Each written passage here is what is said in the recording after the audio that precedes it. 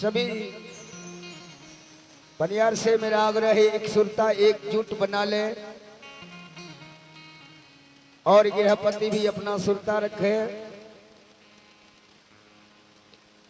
और आपका सुरता भगवान का सुरता मिल जाएंगे तो प्रभु जरूर आकर के दर्शन देंगे।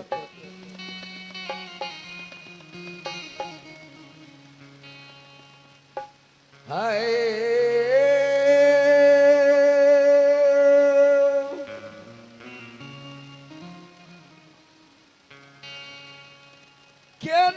केनली बन जंगल में जाओ जाओ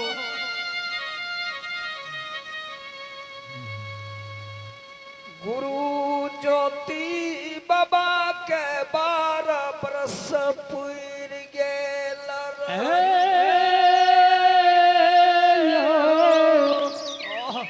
मालिक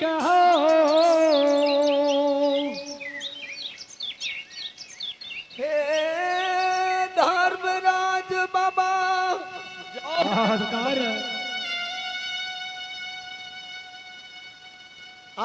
गुरु ज्योति बाबा के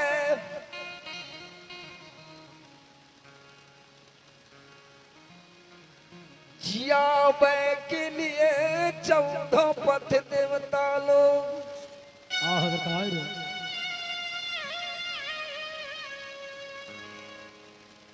कैलाश से उमर के किनली बन गेल रहिया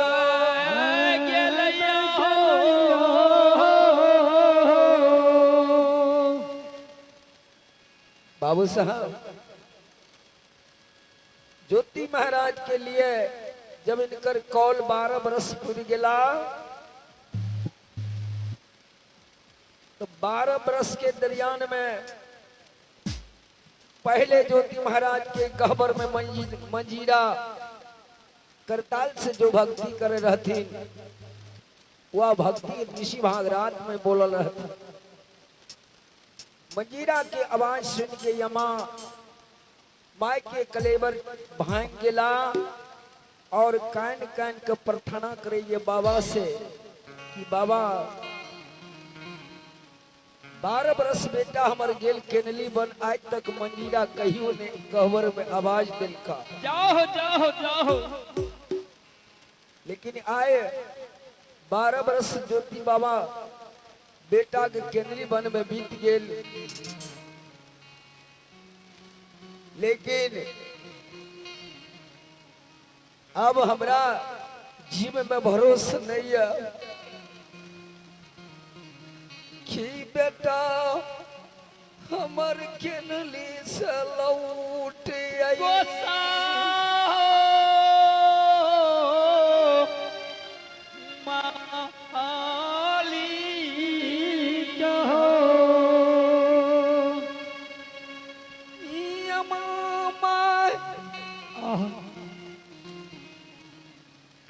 गहवर में लौट लौट के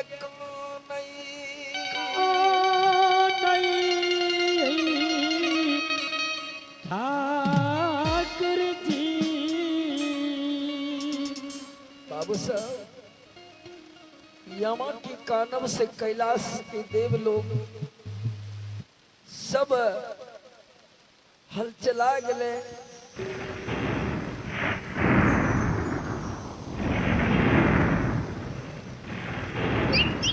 एकदम घंट घोल क्या दिल के केनली बन में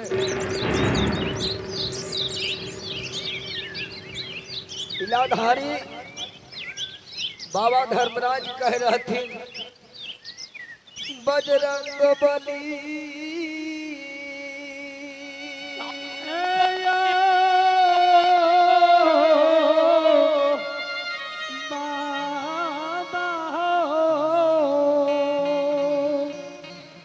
कनि सबदा ये मृत लोग में केकर अमा कायल रहले केकर बेटी नहिरा से ससुराल जा रही है।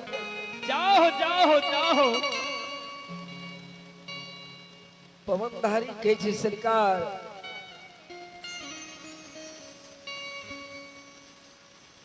अपने के सेम विश्वास ये सेम अपने जान रहिए जकरा बेटा के अपने कोरिया बना के खेनली बम भेज दलिए। हर हर हो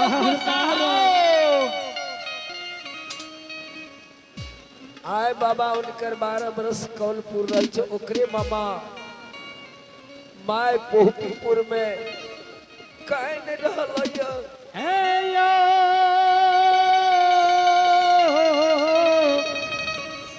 ठाकुर जी। सरकार लीलाधारी कहे छे धर्मराज बाबा शास्त्र वेद देख लेलकै दिन दिन साल साल मास मास के जोड़ करके 12 बरस राइट गुरु महाराज की केलनी बनल।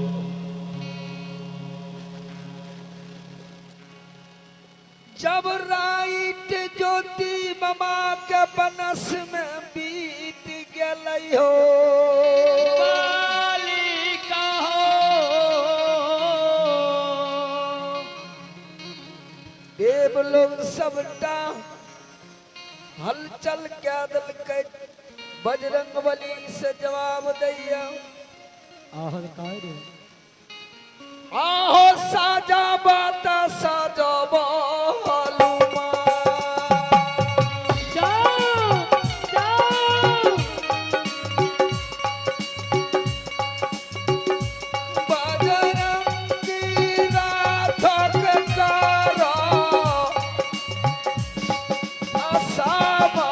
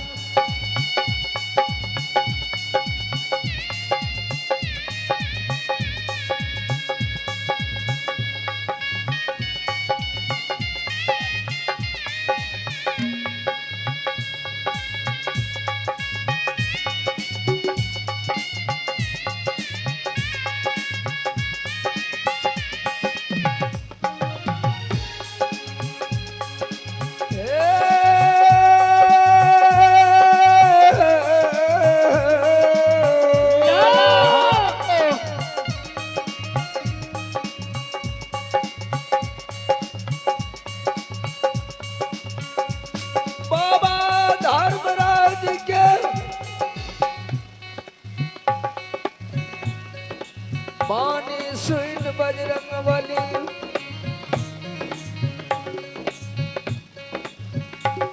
हाली हाली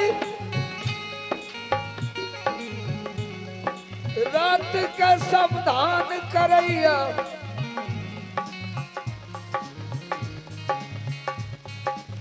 मीठी शब्द में बजरंग बली बोले छे आयो अरे बैठो ता बैठो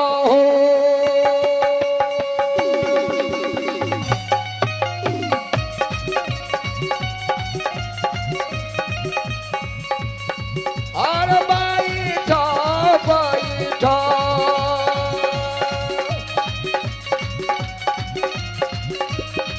आता दादी रह जो रथ पर बैठो बाबा हो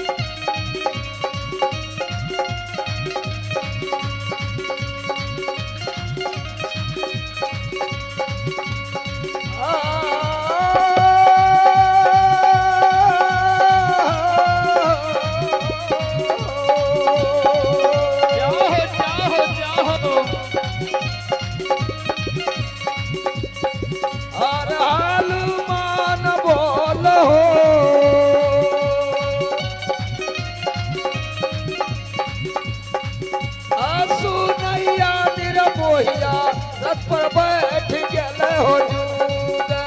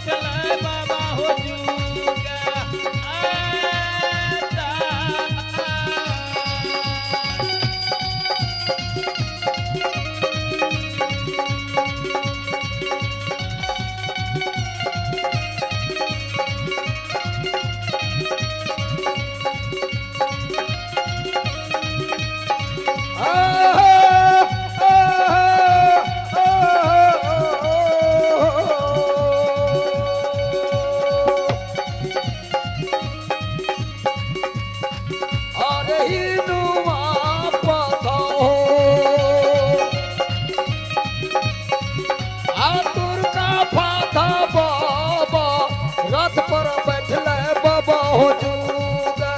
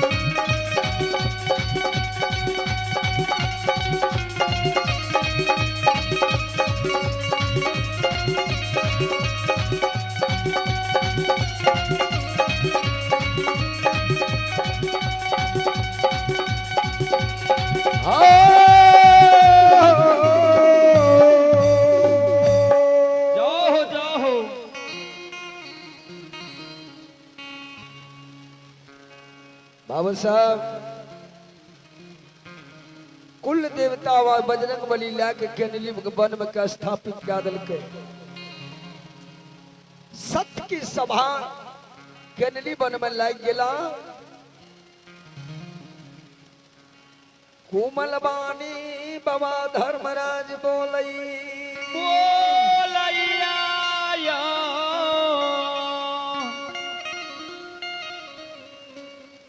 देव मुनि के कल के देवता लोग केनिल वन में आयल छो कोई लंबा चौड़ा कोई बात के बाजी हक नहीं। जाओ जाओ। किया तो भक्तराज के कौल करार पूर गेला उनका मुख में आगिन और पानी दोनों छे, इसलिए कोई देवता कुछ बाजी हक नहीं। लीलाधारी कहे छे पवन वीर केनली वन में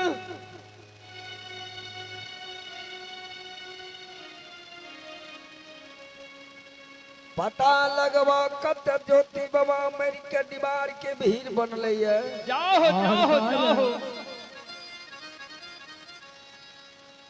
कल के सरकार नहीं केकरो तो हमरे पूछे छिए, अपने खुद संसार की बात के जाने छिए। एगो हमरा से धू ले छिए कि बजरंग बली खोज, अपने खुद जान रहल छी।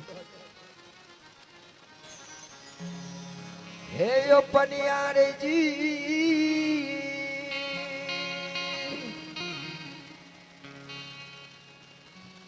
सरकार लीलाधारी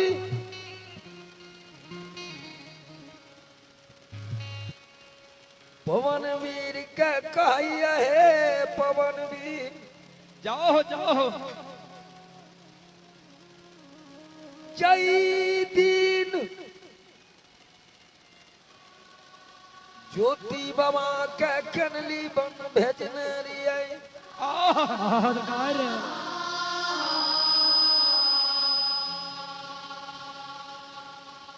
शिरकार सब जीवी जात के कही देने रहिए कि जय जंगल में गुरु भक्तराज ज्योति बाबा रहते वो जंगल के तोरा सबके छोड़ के दोसर जंगल चल। हर हर हो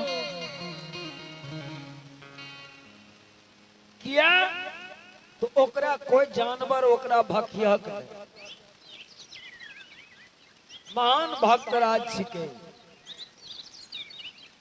एलिए बाबू साहब ज्योति महाराज वो जंगल में सारा शेर शिकार सब वो जंगल के छोड़ के दोसर जंगल बास कर। जब ज्योति बाबा वह चंदन के वृक्ष के निकट में बैठ करके भगवान पर सुरता दादल के वह चंदन के वृक्ष तर जाकर ओकर अपन चोला का बदल के दल के और कोयली वह चंदन वृक्ष की डार पर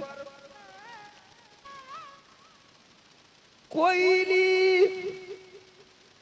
बैठ गई गुरु के सामने। हर हर हो। देखा पनियार जी विपत में कोई नहीं भेले केकरो, लेकिन कोयली एक चिड़िया गुरु महाराज के साथ के नहीं छोड़ल।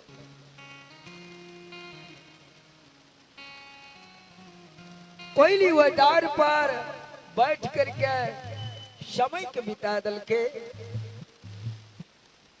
12 बरस कोयली के पुड़ गए एकदम डेन रुइया सबटा झड़ झड़ के गिर गेला और कोयली लोथ बन के वो ठार पर सट गेला। जाओ जाओ। तैयो भगवान की धर्मराज बाबा रचना रचे छे, जे जे एकरा पर ध्यान लगेने रे, जे जे ज्योति बाबा के मन से चाहने रे ओकरा उ खोजे के शुरू कर दिला। काल के बजरंग बली जा एक बेर तू उड़ के कल के कते से कल कई जा धौला गिर पर्वत पर राजन जटाई बेसवा तीनों भाई बसई मालिका हो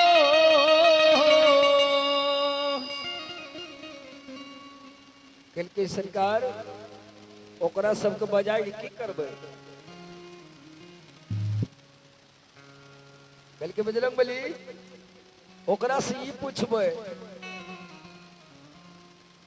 कि ज्योति बाबा जे दम तोड़लके गुरु महाराज उनका भखेल अलो रहथिन लेकिन राजन आयल रहे जरूर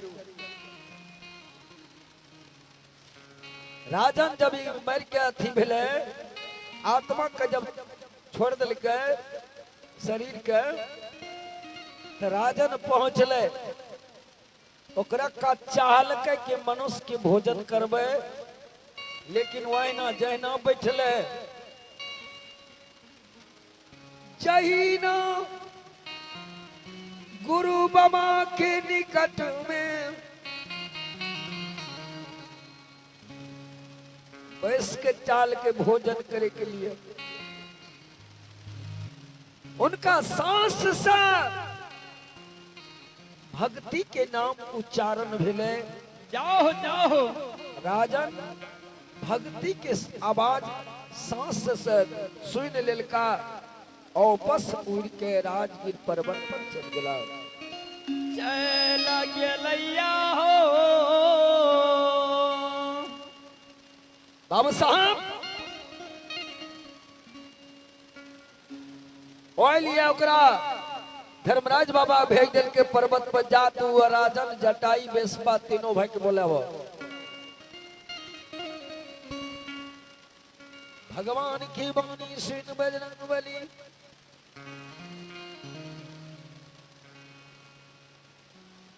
चालिए में भेलई बजरंगी चालिए में भेल बजरंग भौला गिर परबत चलिए भेल बजरंगी धौला गिर परबत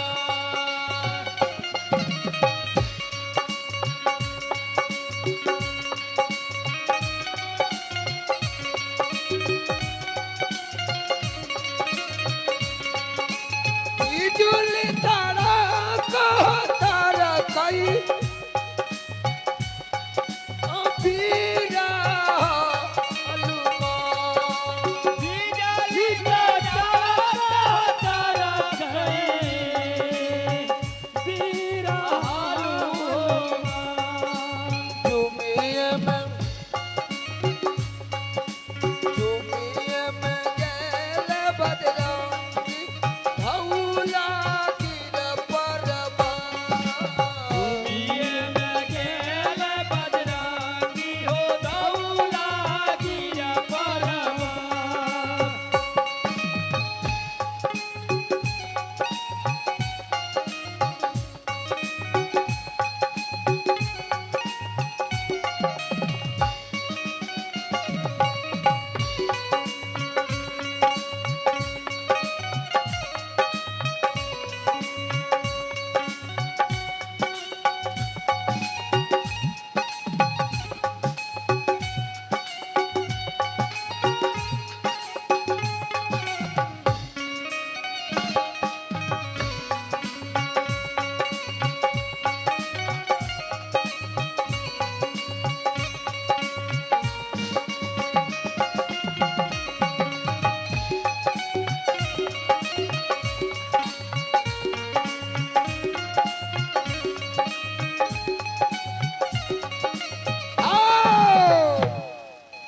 बाबू साहब जब पर्वत पर राजन बजरंग बली झूम गए राजन जटाई दोनों भाई भवन में रहती और महावीर जी कहे छे, ए राजन हे हो राजन जटाई आयो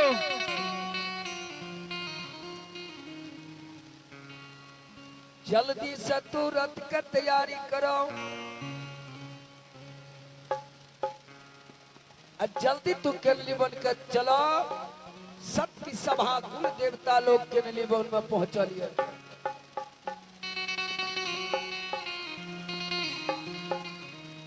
वही सभा में तोरो बोला राजा ने बात के जाने रहे। कल के सरकार चलू तब जा सके छी। कल के जल्दी चलो देर नहीं लगबो।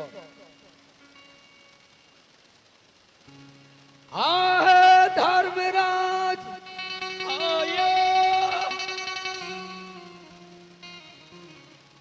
वह रथ पर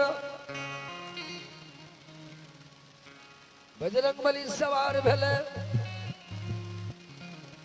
यागू यागू बजरंगबली पाछू से राजन जटाई।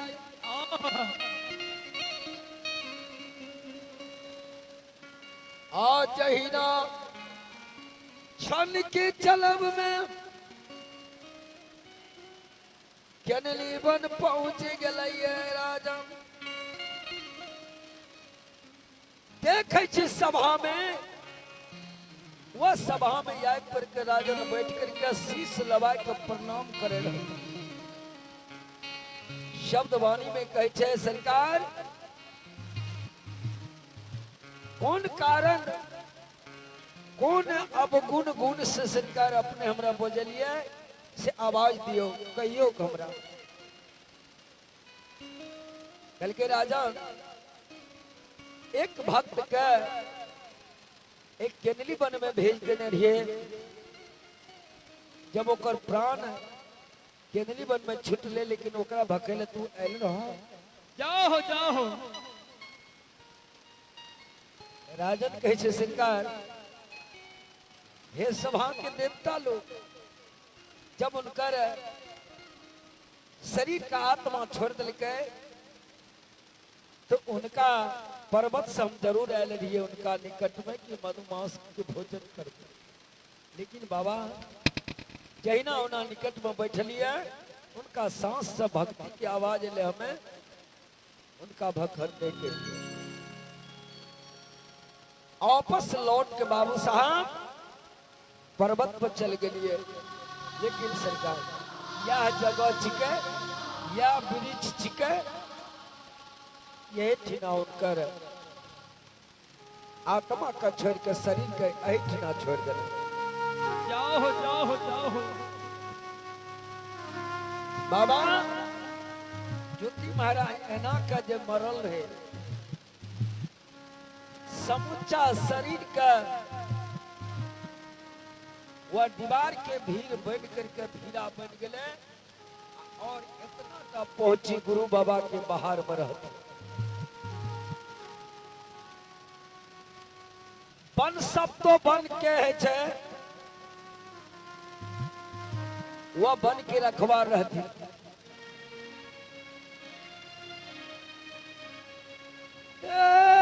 धर्मराज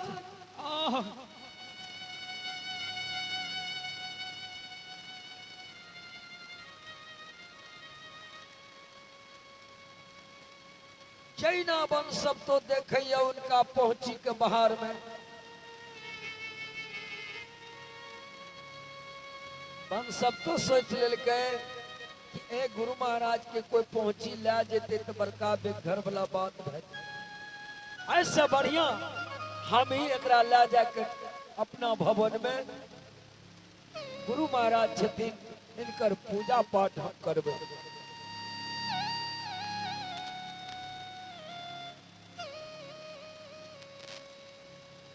वह बन सब तो ला कब पहुंची गुरु महाराज के वो अपना बास में उनकर रोज दिन भक्ति करे रोज दिन वह गुरु महाराज के पहुंची के पूजा करे।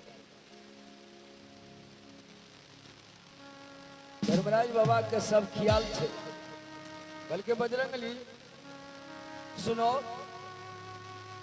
जल्दी सजा आयो बन सब तो रानी के बुला के नानो वो करा पर के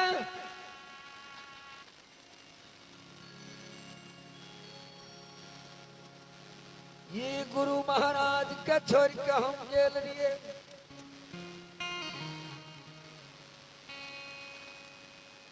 श्रीकार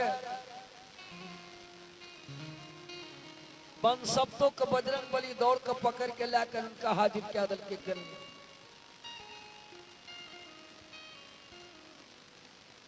और गुरु महाराज के पहुंचिला का बैस गए सभा में धर्मराज बाबा कहे छे कि हो बजरंग बली ज्योति महाराज के या दीवार के भीड़ जे छथिन ई के ना हेते हड्डी के ना एकर निकालल जे बजरंग बली ताकत बन कल के सरकार जो अपने आदेश करवे हमरा यज्ञ बेर में दीवार के भीड़ के उल्टा देवई उल्टा दे भैया हो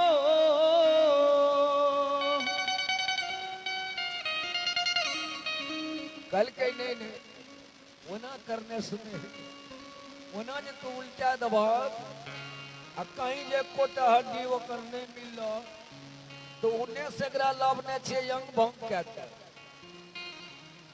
इने से त एकरा जो एको हड्डी नहीं मिलता कुल से देव लोग के सत हो बजरंग बली चल गई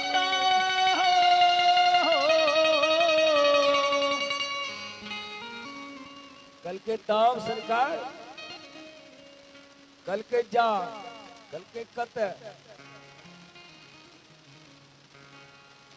ब्रह्मापुर में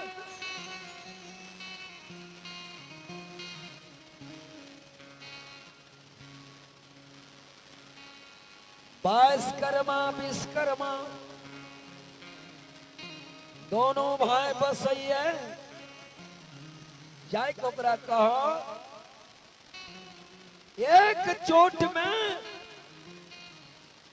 80 मन कोदारी 84 मन की बेट लगा के तुरंत तैयारी के दाग जाओ जाओ जाओ 4 चोट में लगना चाहिए एक के चोट अब चलो विश्वकर्मा का भगवान जांच क्या करे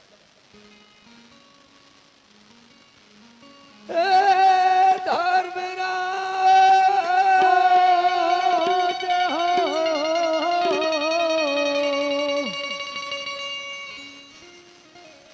हनुमान जी आदेश के पालन और बिजुली के तड़का तड़का लई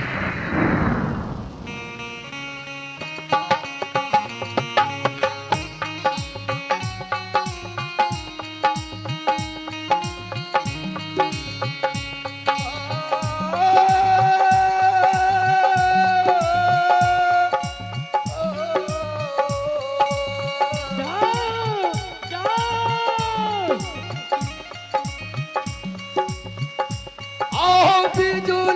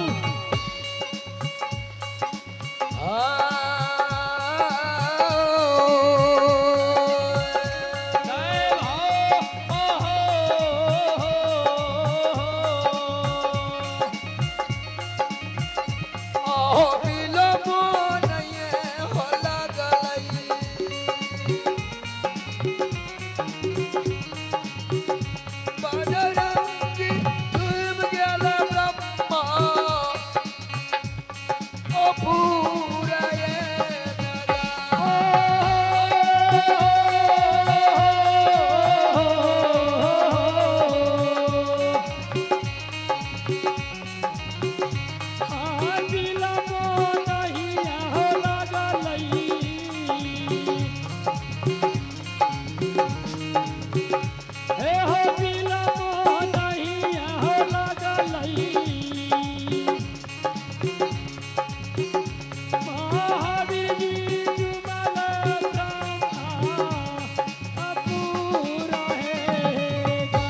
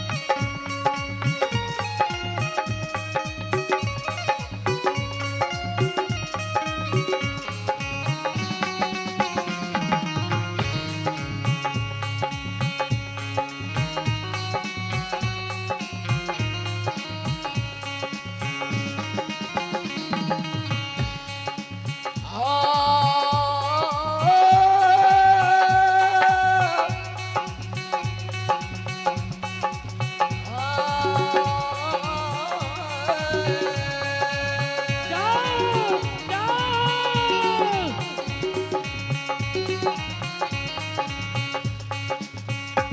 और मधुरी के बोला बोलाइए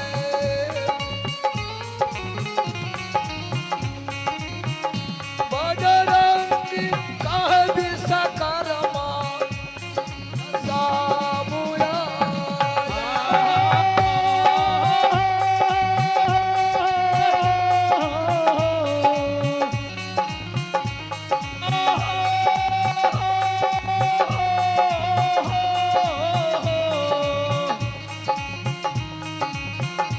और मधुरी बोला बोलैया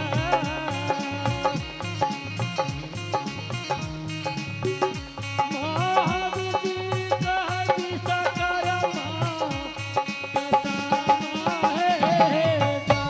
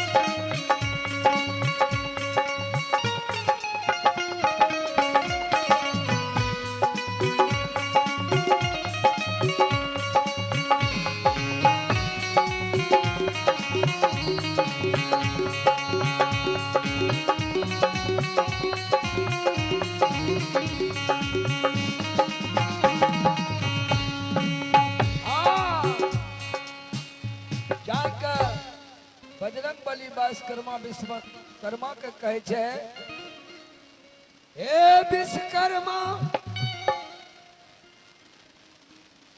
जल्दी घर छ घर से जल्दी बाहर हुआ जाओ जाओ आवाज बजरंग बली के जहिना सुने छे विश्वकर्मा विश्वकर्मा दोनों भाई पहुंचे छे सरकार कौन कारण कौन मुसीबत में अपने बाबा हमरा द्वार पर पहुंचल छे जल्दी आवाज करियो। बजरंग बली कहे छे कि हे विश्वकर्मा आज के नीलवी वन में सत्य की सभा लागल या कुल देवता कैलाश से उठ करके केनली वन में चल गेल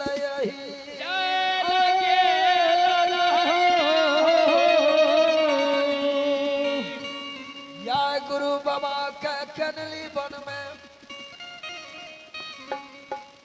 ज्योति पनियार के या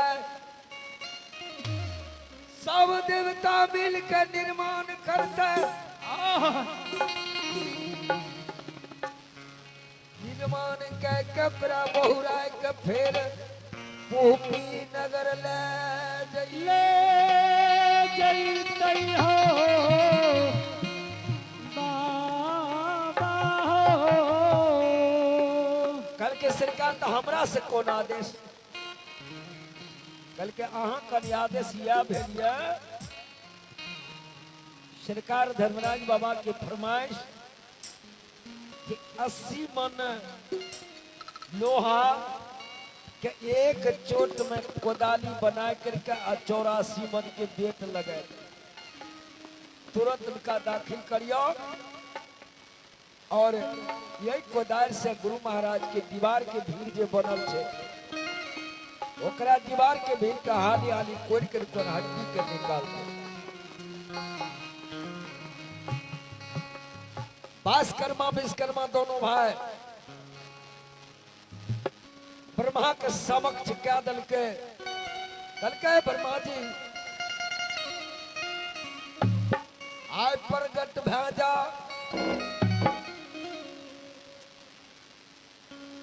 आय जे कि हम मुक्ति भेज में सब मुनि देवता लोग जाओ जाओ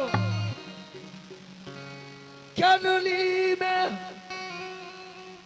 घन घोल करई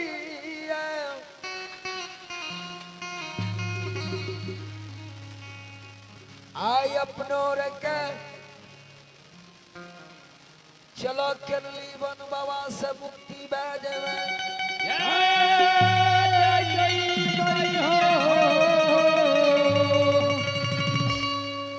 ब्रह्मा के बसा करके एक के चोट में विश्वकर्मा 80 मन के कोदार के तैयारी के 84 मन के बेट घुसे।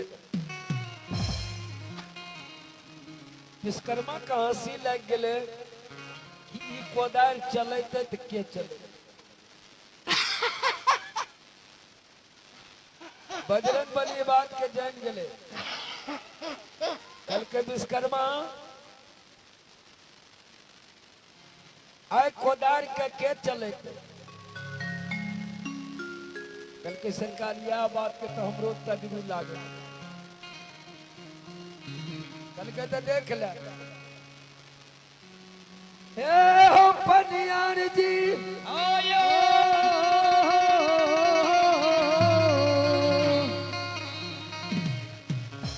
ये के हाथ से बजरंग बली कोदार उठा कर कन्हा पर ले गए। जाओ जाओ जाओ जाओ विश्वकर्मा कहे छे कि बाप